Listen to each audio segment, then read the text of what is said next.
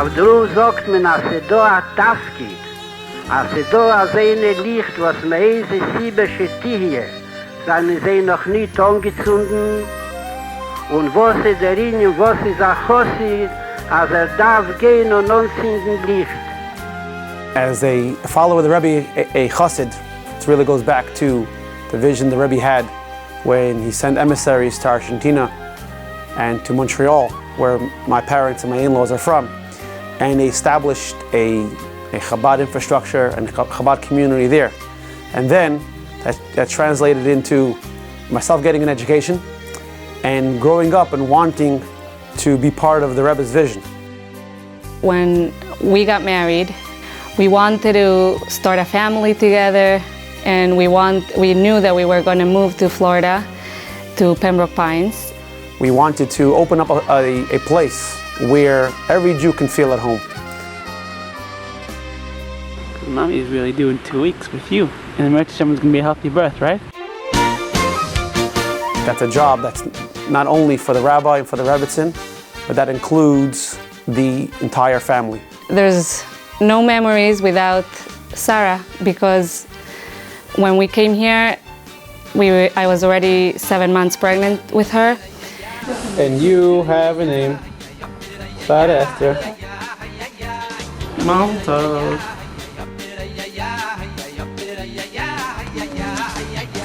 Sarah is named after my mother, Bobe Sarah Esther. I had the privilege to be with her in the very moment she was born. And from this moment, she's shining. I remember when she was a little kid, she was only 2 years old. As soon as someone would walk into our shul, which was our house, she would run and give them a yarmulke if she saw they didn't have one, and taught people how to say the bracha. I would describe Sarah as a ball of life.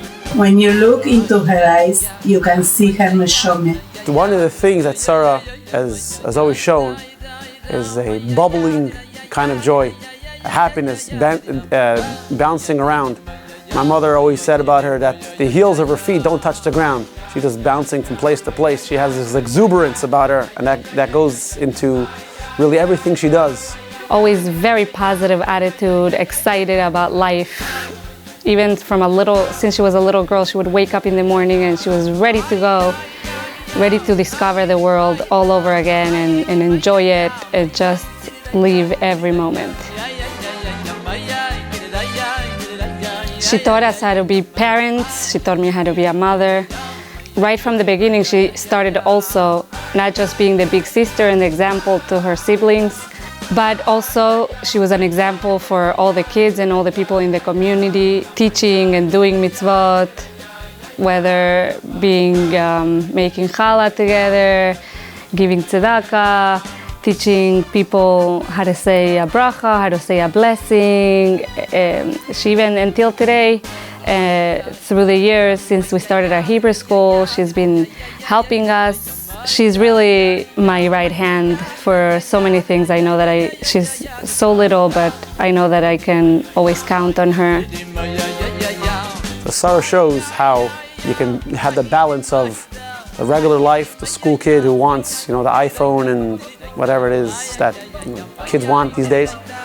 And at the same time, when it comes time for Shabbat and it comes time for the holidays, there's the consistency. There's the rock of Torah, which hasn't changed, although the Jewish people have moved from place to place.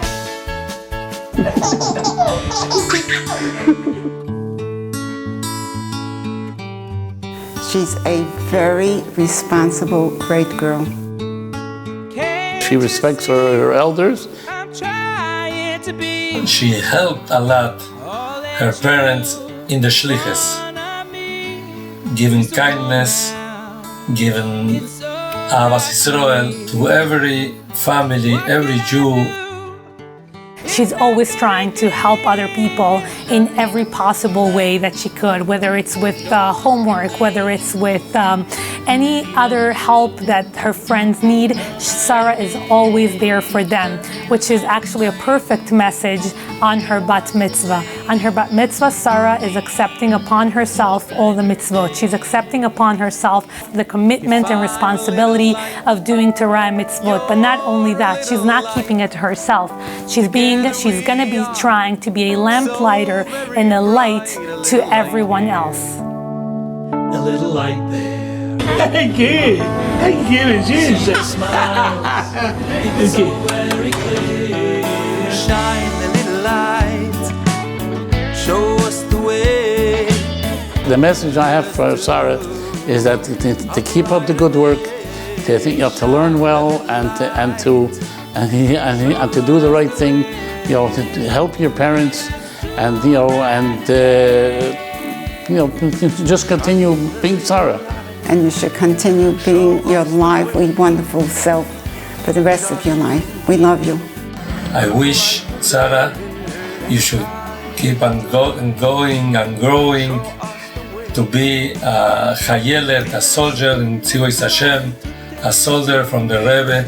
Lo mejor de lo mejor, que siga siendo la nena que es, que ya entra por sí sola a la religión, que siga en ese camino. Sigue la tradición de nuestros ancestros al máximo. So I want to wish you, Sarah, should grow up a Hasidic maiden, and we should have a lot of naches. Your parents, your grandparents, the Rebbe, all the family, all your friends, all Am Yisrael should have a lot of naches from you. And we should share a lot of good things as now till the coming of Moshiach. I love you.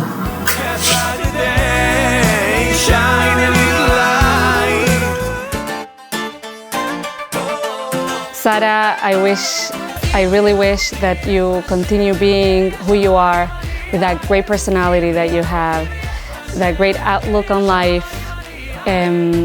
that you should continue to give us nachas. We're so proud of you. Continue being the great girl that you are, and continue lighting up as many souls as you do. Sarah, now that you're turning bas mitzvah, it's my job as your father to give you a blessing and a wish. There's a lot of me in you, your energy, your impulsiveness, and that's great. And that's why you and I get along so well and we goof around. But there's a very important lesson, that the gifts and the character traits that Hashem gave us have to be used towards positive things. So the energy you have to pour yourself into things, that has to be done with only positive things. And the impulsiveness, if you decide you want to do something and it's the right thing to do, don't listen to detractors, don't worry about anyone else. Just jump in and do it. And that's the greatest blessing. To use the character traits that Hashem gave you, but for good for your friends, and good for the Torah. And that is the greatest blessing. To actualize your personality, your gift to mankind, your gift to the family, to be the special person you are, only you could be. Use those gifts, but for good.